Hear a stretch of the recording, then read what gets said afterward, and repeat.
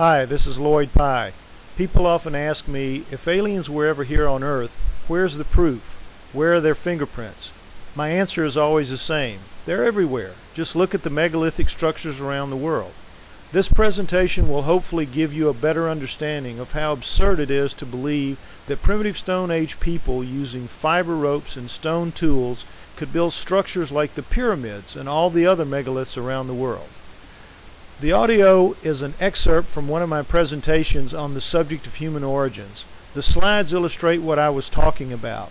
This is something new we're trying at lloydpye.com, so if you have any feedback, please feel free to email me. I hope you have fun with and are enlightened by Megaliths, proof of alien intervention.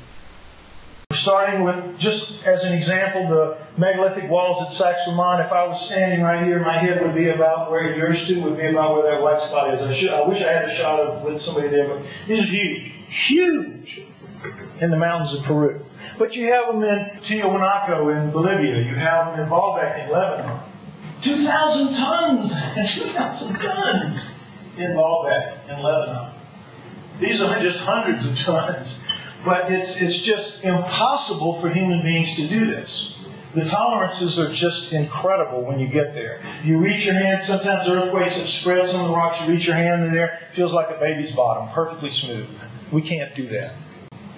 The one that everybody looks at is the pyramids. Now, you need to know two numbers for the Giza Plateau. 100 years. This is what they insist. The Egyptologists insist that the three pyramids and the Sphinx were all built within 100 years. The lifetimes of three pharaohs. And 6 million stones conservatively. If you go by just the counts of the layers and you work it out, people have done that. It's between 6 and 7 million stones they estimate. If you go the lowball figure, 6 million stones, let's go with those two numbers. 100 years, 6 million stones. 24 hours a day. 24 hours a day, every minute of every day for those 100 years to make this happen according to the Egyptologist schedule. Every 8.5 minutes a stone has to go into place. Night and day. Night and day.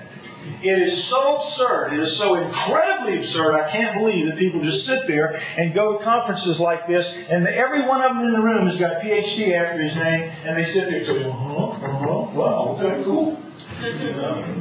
Stupid, stupid, stupid. That's what I say.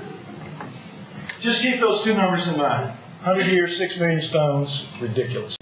Look at this, the workmanship. The Great Pyramids used to be covered with limestone, polished limestone, shining so perfectly, fit together so perfectly, it glared in the sun for 20, 25 miles on a bright day. Look at the precision.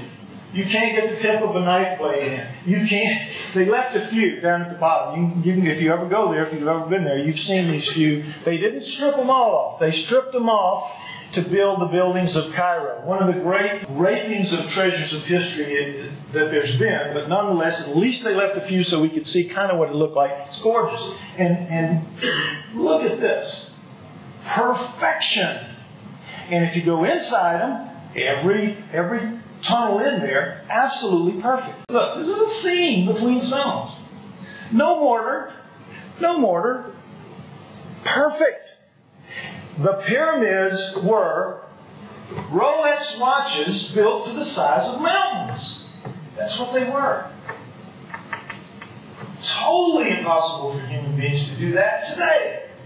And we're supposed to believe that Stone Age people using fiber ropes and stone tools did this. Who are they kidding? Themselves. The Sphinx, another one. You've all heard about the weathering of the stones, which clearly shows that this is caused by water erosion.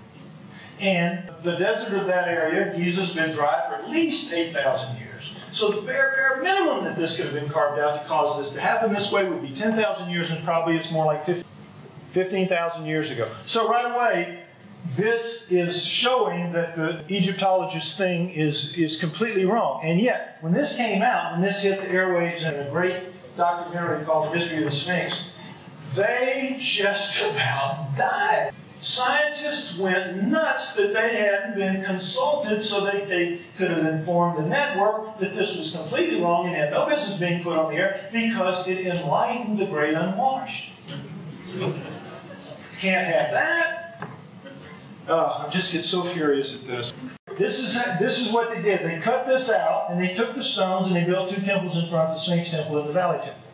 All right, if you go there, you'll see them.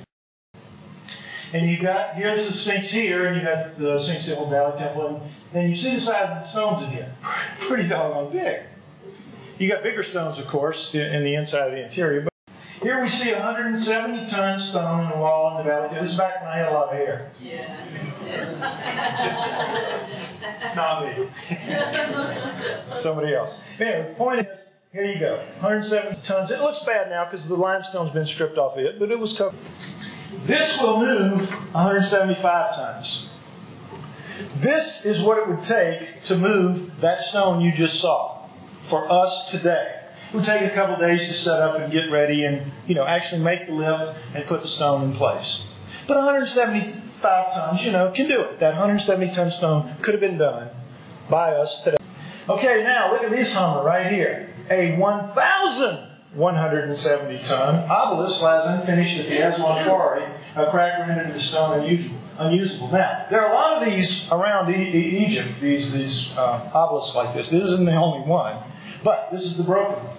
So what they were doing is digging it out, and you can see it's pretty well finished, except for this part right here. They were shaping the point of it, and whatever machine was on here, it was this is pink granite. They're just taking it out in chunks, whatever routing machine they had. Certainly not stone tools making this happen. And they pressed too hard, and they cracked it right through here. Just unbuckle the machine, whatever it was, set up, let's just leave it. It's 15 feet in a hole. It's the person taking the pictures up here, you can see the edge. It's in a hole.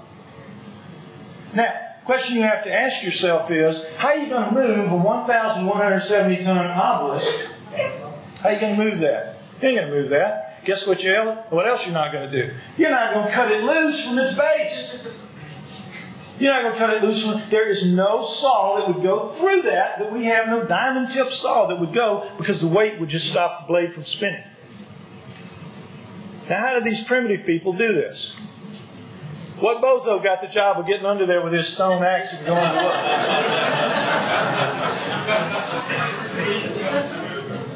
Can you see how absurd it is? It's ridiculous. Here's what we see what it would have taken to get 1,000 tons up today. 1,000 tons. Imagine the logistics involved to get that stone up.